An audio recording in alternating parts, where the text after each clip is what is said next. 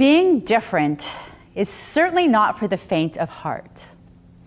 I would know. I'm a unicorn. We've all heard the little voices in our heads telling us not to shake things up, rock the boat, or stand out from the crowd.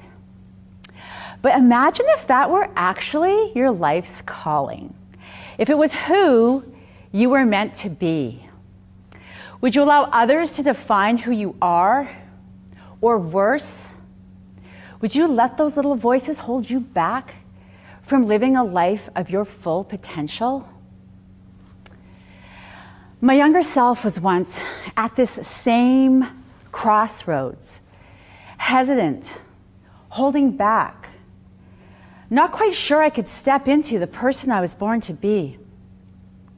If this sounds like you today, and I know that among us there are unicorns and unicorns in hiding, if there's someone else inside of you struggling to be set free, this message is for you.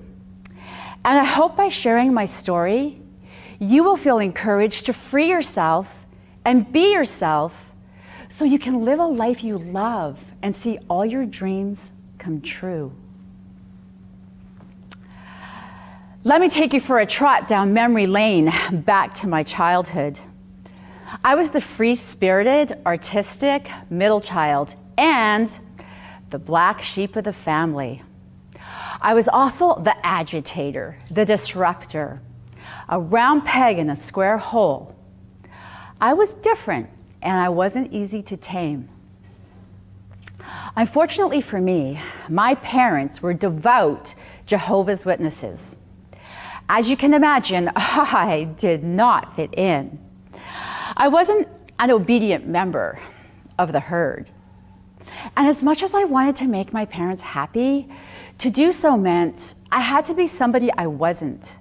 I had to be less of the person I was born to be. Less me. I didn't feel accepted for who I was, and it was painful. So right after my 18th birthday, I packed up and moved from my small hometown to the big city of Vancouver. This was a bold and scary move for me. But with a little faith, trust, and pixie dust, I eventually got my hooves planted firmly beneath me. I was accepted into a post-secondary fine arts program, perfect for my unicorn nature.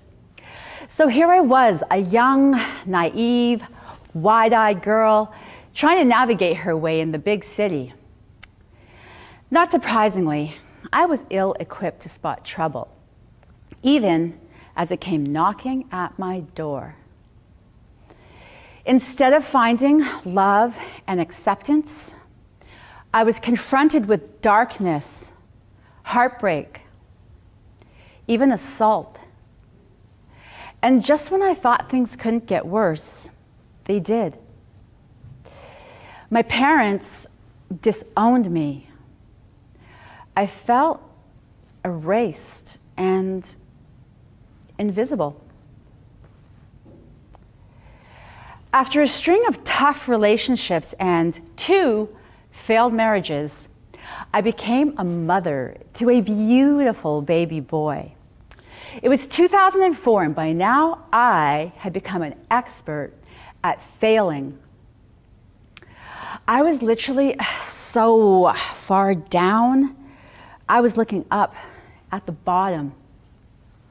I dreamed of a white knight in shining armor coming to rescue me, just like in the movies. But I wasn't sure if they did that for a single mom, especially one without a job.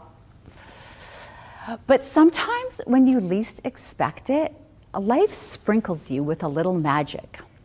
As it turned out, the universe had my back and was just clearing a path for a brighter future. And with a little more faith, trust, and pixie dust, I finally woke up from my fairy tale dreams and had an epiphany.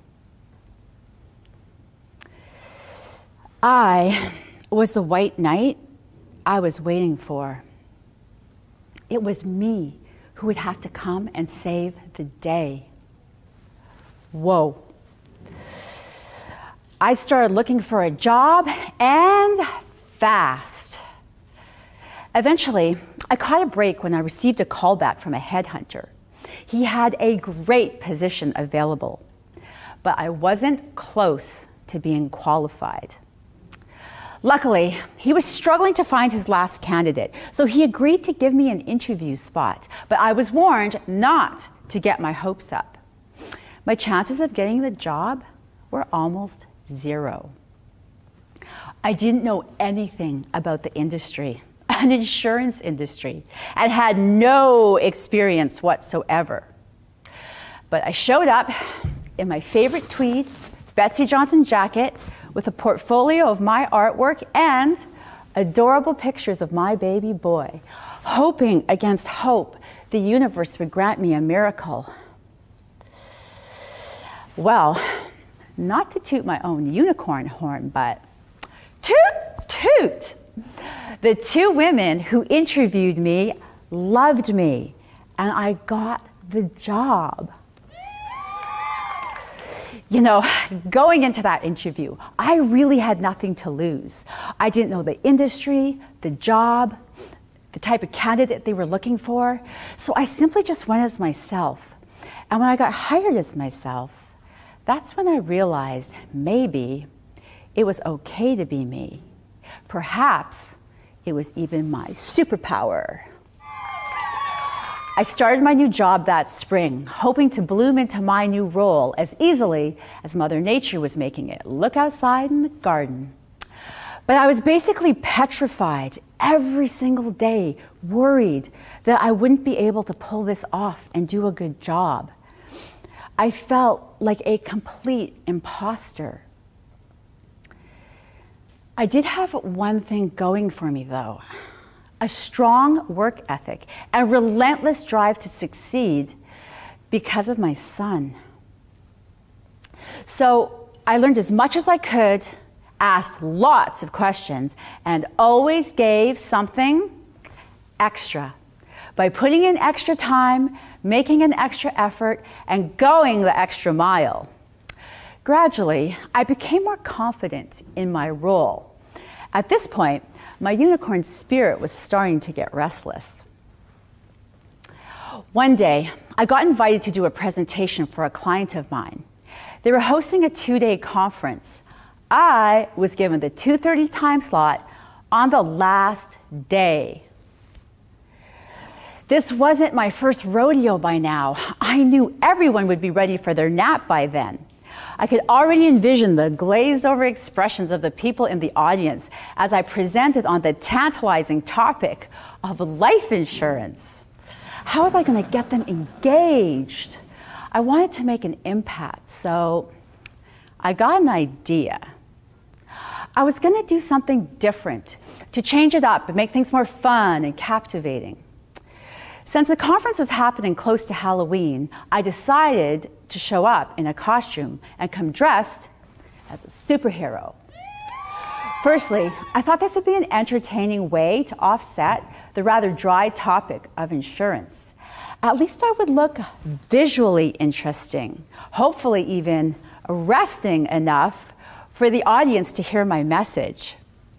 Secondly, since I was talking about life insurance, I could relate it back to being a superhero in that it protects you when you need it the most.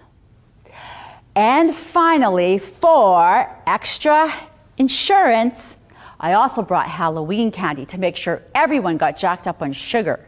It's so much harder to fall asleep when your insulin is spiking. And so, at 2:30, I took a deep breath. I walked up to the stage, my heart racing. The room was full, brimming with professionals in smart business attire. I was shaking in my Batgirl boots, praying this idea of mine wouldn't bomb. Let me tell you, no one was expecting this. The audience didn't know what hit them at first. But then they lit up. I now had everyone's undivided attention, and it felt like I was talking about the most interesting subject on planet Earth. This was the official start of my career as a corporate trainer and entertainer. You know, sometimes all you need is one insane moment of courage to release your inner unicorn and see how high she can fly. This was that moment for me, being my fun, playful self and finally merging the outside business world with the magical one inside me. I was in heaven now. I could see a rainbow of possibilities for the future. And so I continued on to show up at national events with different themes, characters, and costumes for my presentations. One time, I even came as Orphan Annie. She was having a hard knock life stuck in the orphanage, all because her parents passed away and didn't have any life insurance. They forgot to mention that part in the movie. But all kidding aside, what I discovered through this is that it was so much easier to reel the audience in and deliver a hard message if you'd already captured their attention in the first place. Putting in the extra time and effort to show up a little extra and make things special ensured my presentations were well attended and my sales results were backing up these extra efforts. Over time, this put me on the radar of a big CEO client of mine. He loved my bold, unique style, and he understood what I was up to. I was offered an opportunity for an exclusive national role within his company. I said, yes, and I never looked back. I'm happy to say I continued to climb the corporate ladder despite glittering outside the lines of convention. At this point, I wasn't even afraid to be different anymore. The real Kyra was having fun, doing what she loved, being playful and creative, and more importantly, showing up as herself. Going back to the little voices of limiting beliefs we touched on earlier.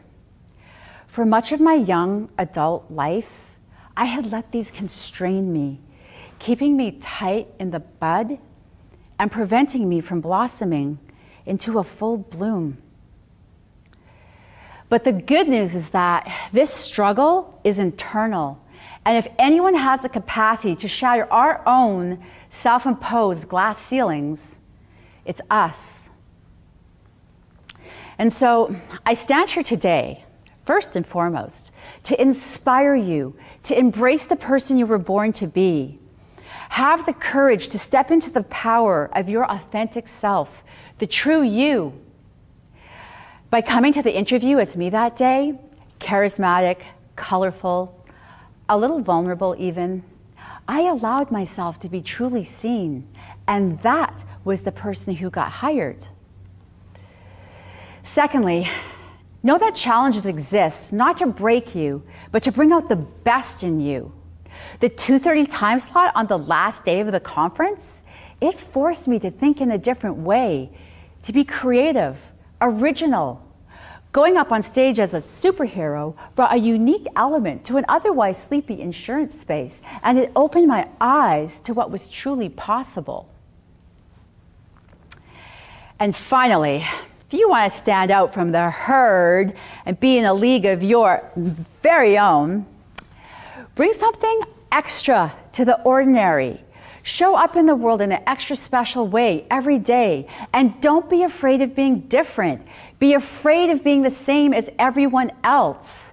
This is how you become a unicorn in a field of horses. Unleashing my own inner unicorn has been transformational for me. Not only has it given me the strength to persevere, to grow through what I go through, it has also given me success. Not just in my professional life, but in my personal life too.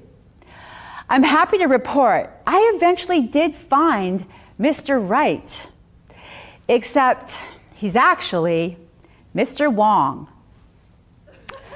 The universe works in mysterious ways. But yes, I've encountered a lot of opposition throughout my journey in life. It doesn't faze me now because I know that the dark storms of adversity are followed by rainbows on the other side, if only we look for them. And every challenge in life is an opportunity to create magic, if we choose. So embrace adversity, use it to your advantage, and grow your wings strong. I've learned to convert my pain into my superpowers. And it's given me the confidence to further challenge the status quo, to boldly stand out, speak up, and champion the efforts needed to build a more inclusive, equitable society. In 2017, I created the Magical Unicorn Project, my own little movement to promote unity and to remind the world that we are one. I stand in support of those marginalized by inequality and injustice. I use my voice to help those who have not been truly seen and who face invisible barriers so they can smash through the glass ceilings and reach for the stars.